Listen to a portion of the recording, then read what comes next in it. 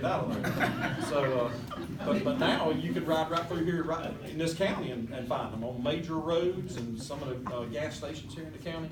Well, I can tell you that when we talk to kids, in school, we ask them what would they like to be when they grow up. No kid is going to raise their hand and say, "I'd like to be a prostitute when I grow up. I'd like to be a drug dealer when I grow up." At some point in time, even though we say no to drugs, as we used to say, and we show them before and after pictures of people that are hooked on drugs, at some point in time in their life, somebody, peer pressure or for whatever reason, they had a weak moment and they tried a drug. Now, for a lot of people, they can get off of it, I'm not trying that again. For some people, they're hooked, they got to have the next hit the next day, then the next day they got to have double that hit to get the same high that they got the first time. So it keeps climbing and climbing. All of you know that we have an opiate problem now in the county with pills and such, and it's gotten even worse now. So not only are you worried about cocaine and marijuana and heroin, I mean, we've got a major problem in this county. So my number one focus in this county is going to be dealing with the drug dealers. I'll also be dealing with the gang members in this county that have wreaked havoc as well. But when I'm talking about the drug dealers, I have met with Sheriff Jim McVicker over in Bladen County. I think most of y'all know him.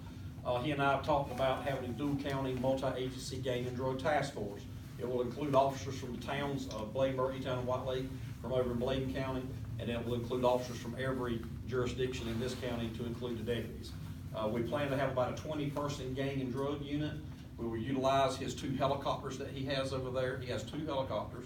This county, the biggest county in the state, we don't have one. I don't understand that, but I would work toward that.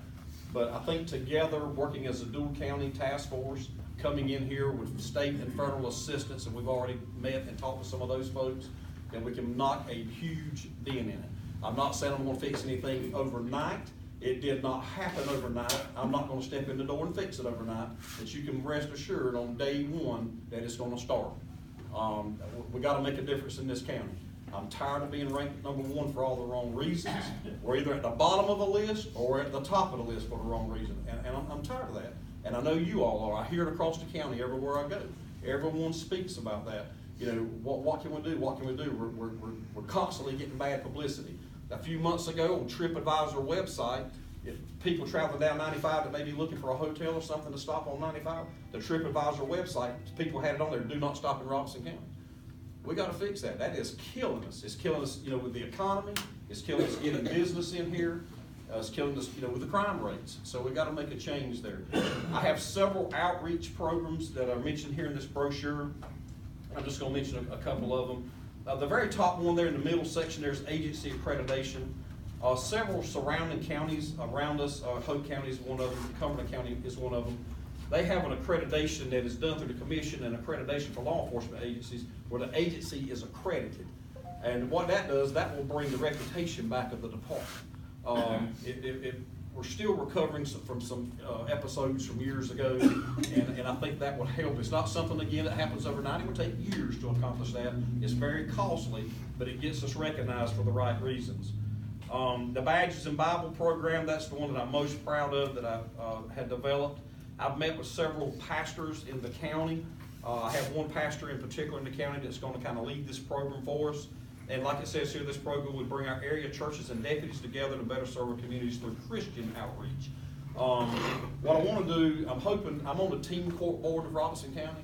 Now what I want to try to do is have the teens through teen court or parental permission or consent to send them through this program. Some of you've probably seen the TV show Scared Straight, where the prison guards are yelling at the kids and all the parents gave permission for all that. That's all well and good, and I may even look at something like that. But I want to try this. This is different. I think we've got to get the churches involved. A lot of folks say, the churches don't need to get involved in politics. I didn't ask you to get involved in politics. I'm asking you to get involved in this, in reaching out to our county, and that's what I'm going to do. Social media releases, those of you that follow me on Facebook. How many people do Facebook in this room? Is there a crowd of it? Good. I hope you're following me on Facebook. I know a lot of folks did, particularly during the hurricane. It was the key way of me keeping everyone informed in this county. I have the unique perspective of that, of being as a sworn Lumberton police officer even after retirement. I'm also with Lumberton Rescue. I'm an EMT. I'm an EMT instructor. Been with them for over 30 years. and being a city councilman, every meeting that we would have with FEMA or OSHA or whoever, when they would release information about where supplies were going to be given out at, I would put that on social media because you need to know. Everything is important. Communication is going to be key in this. The way I'm looking at this, for those of you that do social media, if your house is broken into today, it will be on social media today. I don't want you to read it in the newspaper 2 days later. Your community needs to know about it today, particularly if we have suspect information or anything dealing with a car, information. You need to know it today, and that's going to be broadened. I think there's something out there already from the Sheriff's Department, but I'm going to make it a bigger, broadened event. The Drug and Gang Task Force, I've already talked about it. The expanded community watch groups. I have the largest community watch group in the county. It's the Godwin Heights Community Watch Group. About 40 to 50 people attend my meeting every third Tuesday night of every month. And the way we keep them there is food. You get food there, people's going to come. I appreciate y'all being here tonight. And what we do is we provide refreshments. We have a great speaker. We have the reports for that precinct available to all the folks that show up. It shows the arrests that were made, the calls that were responded to in that particular area. I want to do that throughout the county. Several community watch groups have been started in the county, but they falter. What I want to do is come back with community watch groups in every section of this county and have deputies in attendance. Your volunteer fire departments can help us with that because you have so many volunteer fire departments out in the county, and they're willing to help. We just got to reach out to them, and that will be a plan that I have, is to expand those community watches. A couple other programs that's mentioned here is the Cops and Kids program and the Kid Cadet program. The Kid Cadet program, I knew at 13 years old that I wanted to be a police officer. So at 13 years old, that was great. In my mind, that I already knew I wanted to be a police officer. I knew I had to follow the straight and narrow. At 16 years old, I was brought on as a dispatcher. I think Ben was already there. I was brought on as a dispatcher at the Roberts County Sheriff's Office under Sheriff Malcolm McLeod. How many of you old enough to remember Malcolm McLeod? Oh, yeah. Okay. That's when I started at the Sheriff's Office. And then I did that and worked several other jobs all the way up to when I was 20 years old and became a police officer. So what I want to do with that is utilize deputies and detention officers to mentor kids that we have recognized at that young of an age that may want to enter law enforcement, firefighter, EMS, paramedic, anything in the first responder realm. I want to keep them on the straight and narrow path of achieving that goal. The way it works now, you can be an EMT at 18 years old. So everyone doesn't want to go to college. I'll say that. But you have people that can actually make good livings as EMTs and then going up to being a paramedic and working the county ambulance service here at EMS. So that's what I want to do with that program. The Cops and Kids program, again, I want to utilize the teen court and even the judicial system to have kids, problem kids particularly. I don't really want them to have a criminal record. I know some things are being worked on another level to deal with that. What I want to do is reach out to troubled youth and have them again mentored by a police officer, or a deputy or a detention officer to try to keep them on the straight and narrow. These are youth that may have already done something and gotten a little bit of trouble, and we're trying to get them back on the right side. I want to reach out to them. I'll say this.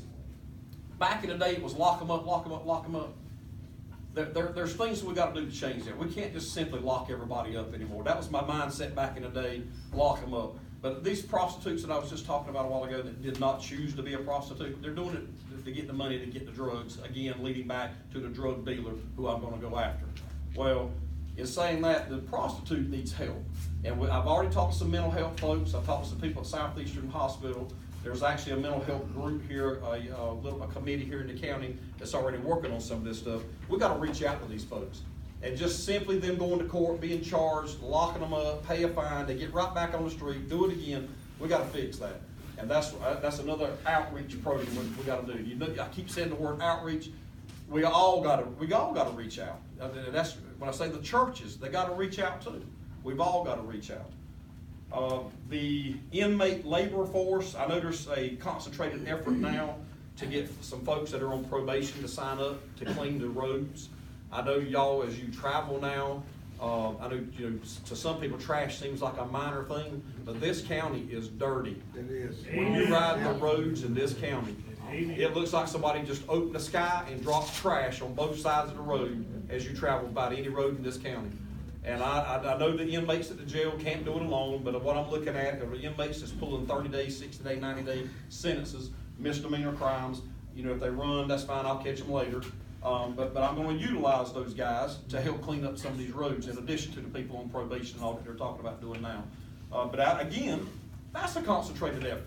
But the way I'm looking at that, let's reach out, get our volunteer fire department guys involved with it, get in their community where they are, and let's have a cleanup day in that community, which will involve some deputies, some detention officers, volunteers, you know, just outreach. Everything is outreach.